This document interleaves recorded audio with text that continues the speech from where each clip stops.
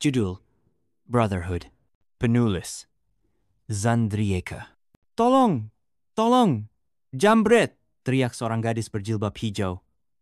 Namun tak satu pun warga Jakarta yang peduli. Gadis berkacamata tebal itu berlari mengejar si penjambret, menggenggam erat tas berat berisi pakaiannya. Namanya Fiza Az-Zahra Gracia. Gadis 19 tahun asal Mojokerto yang baru saja tiba di Jakarta dan langsung tertimpa kesialan. Ponsel satu-satunya dijambret dan kini ia berlari, nyaris putus asa. Saat berusaha menyeberang tanpa memperhatikan jalan, sebuah mobil hitam melaju cepat dan brak. 5 tahun sebelumnya. Usiamu baru 12 tahun, baru masuk SMP, apa pantas kamu bicara soal perasaan? Ucapan Fikri terhenti saat adiknya, April, berteriak penuh emosi. Abang itu egois, nggak pernah ngertiin April. Abang itu cuma anak pungut, bukan keluarga kami. Kata-kata itu menghantam hati Fikri seperti palu godam. Gadis kecil yang diasuhnya sejak bayi kini melemparkan luka sedalam jurang. Dengan langkah gontai, Fikri, pemuda 21 tahun itu, masuk ke kamarnya, membereskan pakaian, buku, dan barang-barangnya. Ia memilih pergi tanpa pamit. Rumah itu sudah bukan lagi tempatnya. Fikri pindah ke sebuah rumah kecil di perumahan yang masih dalam pembangunan. Ia bicara singkat dengan tukang bangunan, memesan satu kamar sederhana untuk ditempati. Siang saya kerja, malam cuma buat tidur, katanya. Di tengah kehampaan, sebuah pesan dari Rara, adik angkatnya yang lain, masuk ke ponsel. Rara mengajaknya liburan bersama Brotherhood 6 gadis yang merupakan anak dari abang-abang angkat Fikri. Rara, Shiva, Elsie, Olive, Lila, dan April semuanya berkumpul, hanya Fikri yang tak datang.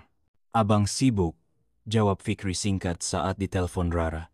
Ia tak mengungkapkan alasan sebenarnya. Hatinya remuk karena April. Ia menahan sendiri luka itu, menyimpannya rapat-rapat. Brotherhood bukan sekadar nama bagi mereka. Itu adalah keluarga kecil yang dibangun Fikri sejak dulu, saat keenam gadis itu masih kecil. Dia menjadi figur abang sulung yang melindungi, membimbing, dan menyayangi mereka. Tapi kini, kata-kata April menyadarkannya mungkin dia tak pernah benar-benar menjadi bagian dari keluarga itu. Minggu itu, ia menghabiskan waktunya di kamar sempit sendiri. Ia masih kuliah dan bekerja sebagai chef di hotel milik abang angkatnya, Raja ayah April dan Rara. Kepada Raja, Fikri hanya berkata, ingin mandiri. Padahal hatinya pecah berkeping-keping. Kenapa kamu pergi dari rumah tanpa pamit? Tanya Raja lewat telepon. Belajar mandiri, Bang.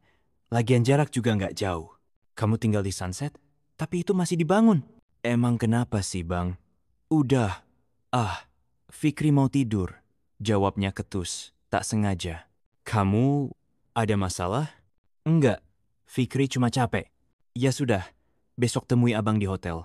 Iya, balasnya pendek. Kini, 5 tahun telah berlalu. Fikri melajukan mobilnya setelah klakson dari belakang menyadarkannya dari lamunan. Ia mengingat semua kenangan pahit itu saat melintasi jalanan pagi Jakarta. 5 tahun sudah ia menjauh dari keluarga angkatnya. Ia berubah menjadi lelaki pendiam dan dingin. Dahulu hangat dan penyayang, kini ia memilih jarak. Di sisi lain kota, Fiza masih berlari.